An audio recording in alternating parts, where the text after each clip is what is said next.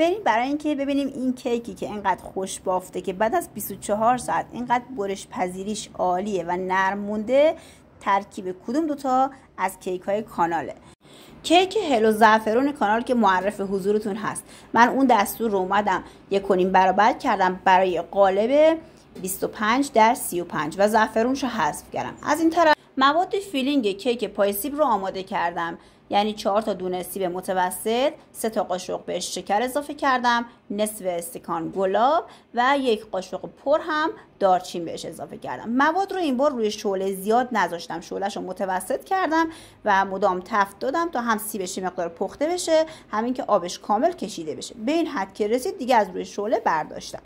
مواد کیکمو که آماده کردم نصفش رو اول ریختم توی قالب، بعد مواد فیلینگ سیب رو ریختم و بعد بقیه مواد رو هم روش پوشش دادم و گذاشتم توی فر.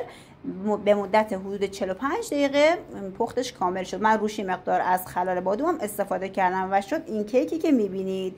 با توجه به اینکه بافت این کیک خیلی مرطوبه و موندگاری بالایی داره، میتونید برای مهمونیاتون از 1-2 روز جلوتر هم آمادهش کنید.